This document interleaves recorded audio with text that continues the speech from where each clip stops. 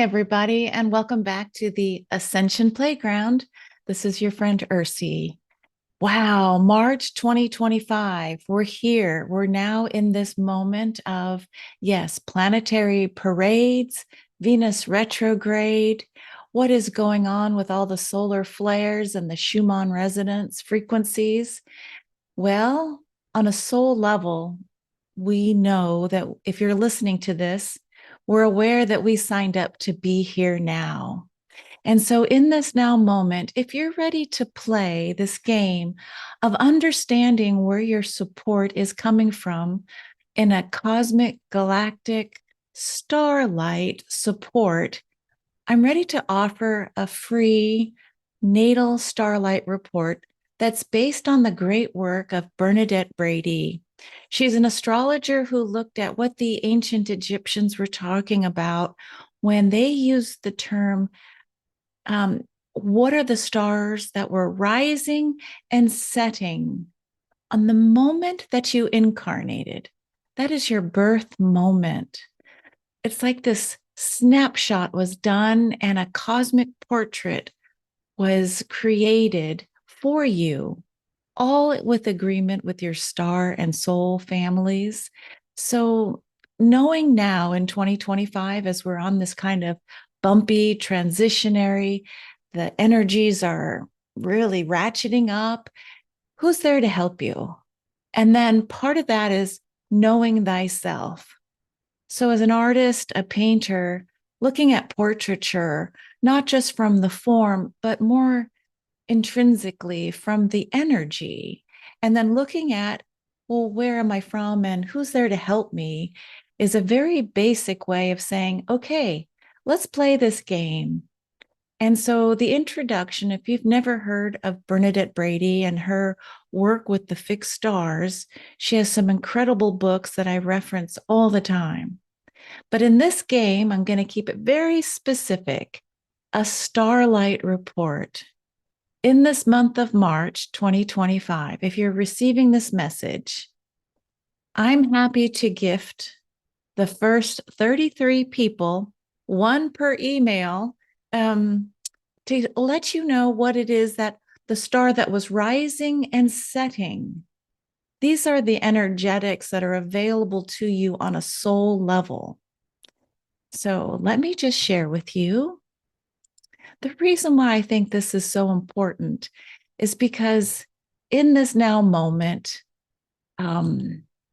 it's calling you into awakening to the greater who are you. Well, if you Google astro.com, there's this wonderful article by Christian Koenig, and it's called Between Heaven and Earth, the Heliacal Rising and Setting Stars. Okay. He has this beautiful article talking about the Little Mermaid with Hans Christian Andersen and how it is that the soul's journey, before we incarnate, what are some of the pre-agreements and who's helping us? So he even cites Plato as the fixed stars helping us on a soul level.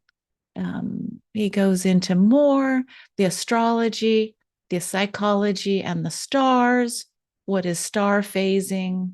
I mean, this is a whole language talking about circumpolar stars, the stars that never set.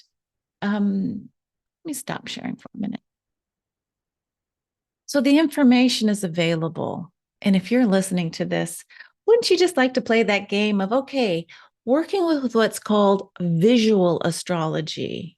So here's the baby being born. This is you. And having the exact time, date, and month, year, and date, all of this information brings it into the coordinates of the now. Okay. So the rising star, this is the star that's coming from the underworld, right? So the minute that you were born, this rising star coming from the underworld, they say this is the ancestral support star. All right. It brings with it, yes, the karma, the gift, the challenges, but it's coming from the underworld. So it's the rising star from the underworld. And then if you look and go forward, The setting star, this is the gift from the immortals in the heavens, the gifts of the gods and goddesses coming and sitting, let's say, on your other shoulder. This is the divine gifts that you're given.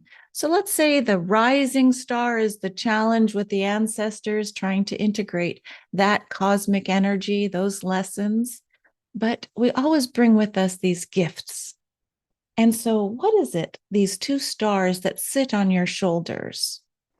The reports that I'm going to share with you will identify your rising and setting, but it will also show you in this free report the stars that were with you in the early days, your childhood, your young adulthood. And then the stars will show you who's helping you in the prime of your life. Okay. So it's like a triphasic report, the beginning, the middle, and then the end. Okay. So what are the stars in the latter years? And I'm going to let you determine what the latter years are. And then lastly, there is this how are you going to be remembered aspect. So after you go through that triphasic, there is this other aspect of, wow, what's the potential and how might you be remembered in this lifetime? It's a game, it's energy, right? But are you curious? If you are, go ahead and send me an email. Just give me your first name and a last letter for an initial for your last name, or make up your middle name. Doesn't matter. I want to really respect your privacy, but play this game as accurate as the information is given to me. I'll just spit out a report and email it back to you. I am the mailman. I am not the interpreter. Okay. So if you want to just play the game and see who was helping you, I'll give you an example of how I rock with my own rising and setting stars. And I'll give you a glimpse at the report. It's quite fascinating what technology can bring us these days. Okay, so I plugged in my birth information. If you're looking at the screen, let me see if I can get my little pointer ready. Here we go. So the moment of birth, there's something called Quran analysis. I'm going to keep it really language light. So at the moment of my birth, the rising star for me is a star called Alphard. Alphard sits in the biggest constellation in the heavens, the longest one. It's the ancient water dragon named Hydra. All right. So, what did I get? A gift from my ancestors? Well, Alphard is saying, Ursula, at the moment of your birth, your destiny will be a life close to the edge. That I chose a life with intense emotional encounters. All right. So much of my lifetime, it's been like, how come I didn't get the easy listening lifetime? Some of my friends, they just don't have the Sturm und Drang. It's almost like things are either really up or really down in my life. But knowing that this beautiful star, Alphard, it calls me into communion with it, right? So that's the rising star. And then also what Alphard teaches me in learning through Julia Balaz's classes is this star stands alone. It is lighting up the darkness basically as a solitary star. And this is what Bernadette Brady calls up. She says Alphard is the one that shines its light in the darkness. So not only am I, the moment of my birth here to live a life of emotional intensity, when I feel rather alone, like where's my tribe? Where are my people? I'm basically here in agreement that I will shine in the darkness. But what gift have the gods given me? And this is where I look at the heliacal setting star. So again, The rising is Alphard, but who is setting? Who will help me in the dark? Who will help me navigate when things get emotionally intense? Well, there's a beautiful star called Deneb Adige. So Deneb means tail. So there's a lot of stars in the heavens that they'll say, like the tail of the goat or the tail of the little of Capricorn. This is the tail of the swan, Cygnus. This is the Isis star. Bernadette Brady calls Deneb Adige the shaman star. Well, that perked me up. A shaman's journey. Okay.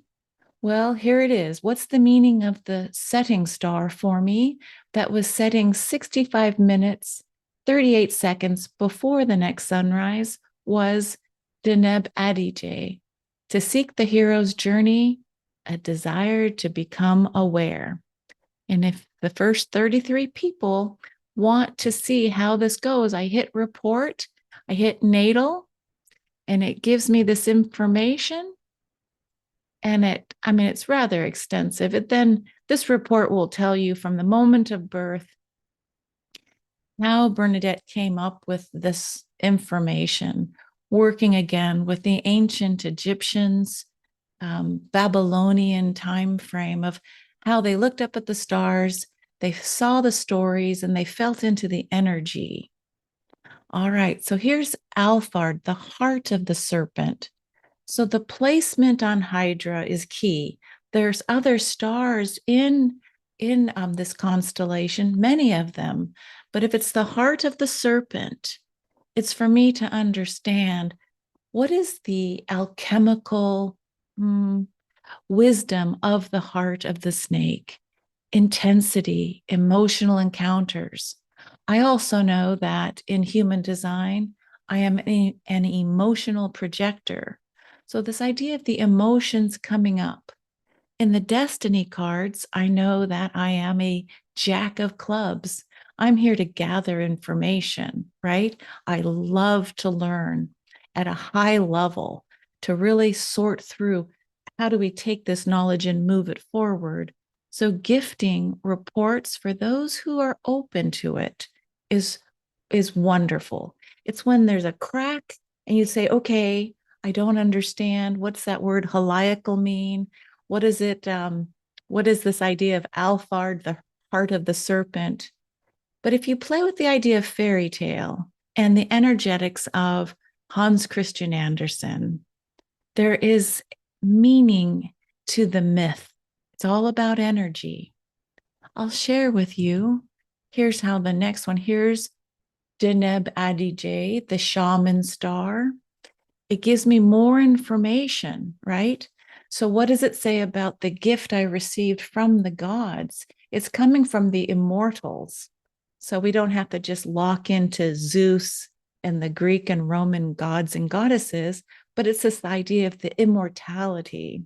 She calls it the daemon, the star that is with us like a guide throughout the lifetime. So much love is coming through the tail of the swan star, the Isis energy for me. So, really tuning in. Let's see. She says, Deneb Adige is a focused and forceful, but also spiritual star.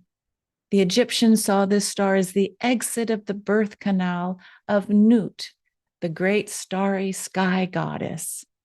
Through her birth canal, the sun, Ra, was born anew every winter solstice. Deneb Adige, in such an important position of the day of your birth, indicates that you are willing to take the hero's journey. You are willing to undergo the journey of self-awareness. You will be actively seeking awareness, not in a gentle, mystical manner, but rather in a practical, hands-on way. Well, that feels true for me. Virgo, double Virgo, is very practical. Show me the proof. And having all this information, all this reference library, reports, and data is not much fun just having it. So if you're hearing this and the idea of visual astrology. Heather Ensworth talks about visual astrology, and it is moving its tail to Bernadette Brady, who brings her information through the ancient Egyptians, who brought their information through Atlantean, Lemurian, star time, star codes. It's quite fascinating to be alive now. In fact, this painting that I created um, behind me is the transformative butterfly. Are you ready for your own journey? And there's this vesica, this portal that's being created through this hexapenta shape that came through and was channeled by a woman named Shawnee. Anyway, if you want to have some fun, it's March. The astrological calendar is going to be starting in this month. The eclipses are coming. There's so much happening March 2025. Wouldn't it be nice to know your cosmic portraiture just a little bit more? Okay. And if you miss this window of opportunity, I'll put my landing page for a blog. It's a blog spot. I kept it really simple. But if you miss this March window of the freebies and you still want your information, or if you want to go beyond one report, go ahead and, tap on the $22 through PayPal. I'll send you a little link and I'll send you a report. Okay. It's for the joy of it, right? It's for the adding into this frequency of light, knowing thyself, really understanding what it is to be in the quantum realms, working with multidimensionality. Wouldn't you like to know the gift of the ancestors and the gift throughout all the challenges with the immortal gift of your heliacal rising and setting stars? Okay, everybody, it's fun. It's real. See you next time on the Ascension Playground. Bye for now.